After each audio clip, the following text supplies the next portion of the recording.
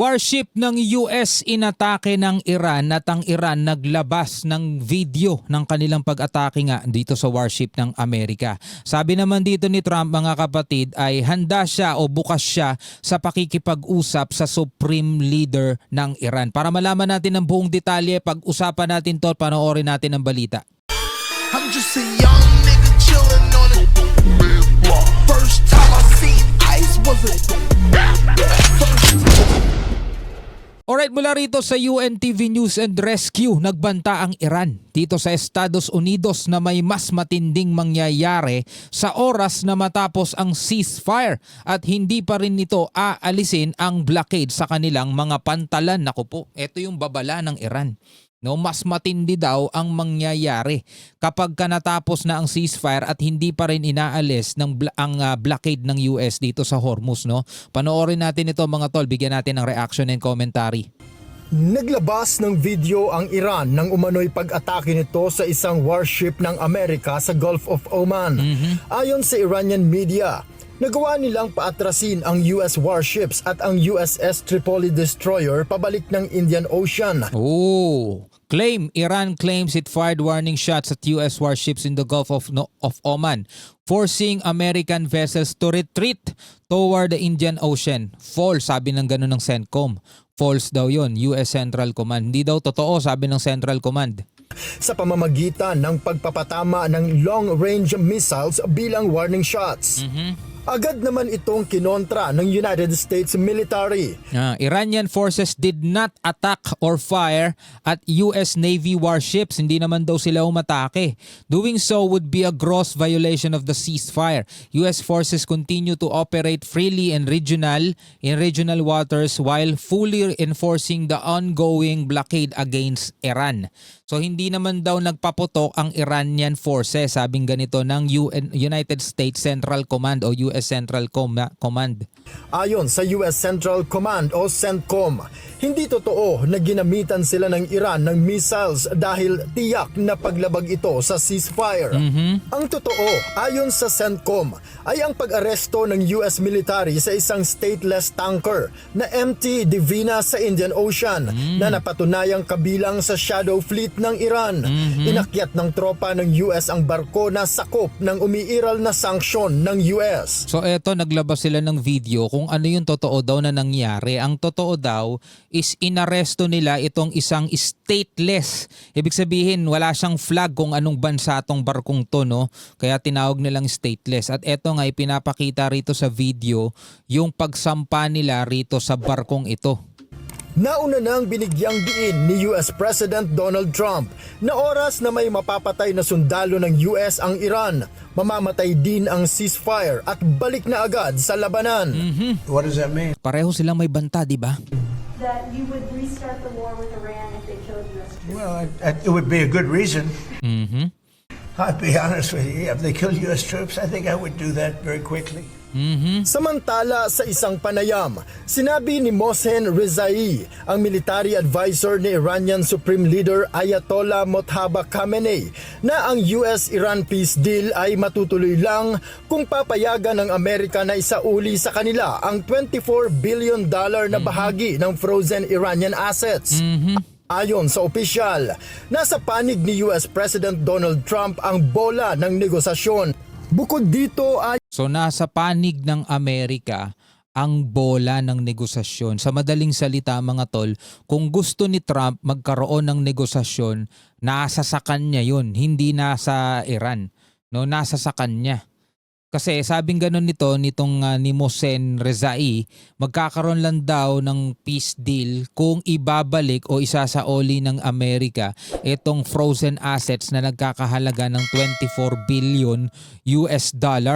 If he wants to reach an agreement with Iran, this $24 billion is a test of trust. Pagsubok sa katapatan daw that Iran has with Trump. This is a test that America must pass, na kailangan ipasa ng Amerika. Kumbaga pagsubok to ng Iran sa Amerika kung talaga bang sincere sila doon sa deal o dito sa gusto nilang mangyaring kapayapaan. No, ito daw ay pagsubok sa Amerika na kailangan maipasa. ni US President Donald Trump ang bola ng negosasyon. Bukod dito, ayon kay Rizai, kung matapos na ang ceasefire at muling sumiklab ang gyera, ngunit hindi aalisin ng US ang blockade sa Iranian ports, dadalhin nila ang laban sa Indian Ocean, sa Bab al-Mandeb Strait, sa Red Sea at sa Mediterranean. Nako. Yung Al-Mandeb Strait, ito yung kabila eh. Isa pa rin yung parang Strait of Hormuz din na daanan din yan. Doon naman yan malapit doon sa ano bang bansa to? Yung Lebanon. Hindi Lebanon eh. Yemen, yon. Nandoon naman yan malapit sa Yemen, mga tol, no? Tapos the Red Sea and the Mediterranean Sea, no? Doon daw nila dadalhin ang laban. Ito'y babala ni Mohsen Rezai dito sa Amerika once na matapos na ang ceasefire at hindi pa rin inaalis ng Amerika ang kanilang blockade. Nako. At lahat ng nakapaligid at dumadaan doon ay tiyak na madadamay. Bukod dito, lahat ng base militar ng US sa Middle East ay walang pasubaling aatakihin nila. Tiniyak ng Iranian official na ipararanas nila sa Amerika ang lubhang malaking pinsala. Naku po, ang tindi ng babala nito, mga tol. Lahat ng nakapalibot doon sa mga nabanggit niya, no? Halimbawa rito sa Indian Ocean, the Bab al-Mandeb Strait, the Red Sea and the Mediterranean, lahat ng dumadaan dyan, lahat ng mga nakapalibot dyan ay madadamay, mga tol, no? At lahat daw ng American bases is makakaranas ng mga matinding pinsala. Ayan, no? That we have been attacking so far, America will definitely suffer much more losses. America's losses will be very heavy. Sabing ganito ni Mohsen. Kumbaga, matinding babala niya to, mga tol. Ano sa tingin ninyo, di ba? Lagi naman kayo nagko-comment eh, marami daw babala ang Amerika. Ganun din, marami ding babala etong Iran. Sa tingin ninyo, mga tol, sino ang mas dapat natin ditong tutukan? Babala ng Amerika o babala ng Iran? Sa Middle East ay walang pasubaling aatakihin nila. Tiniyak ng Iranian official na ipararanas nila sa Amerika ang lubhang malaking pinsala.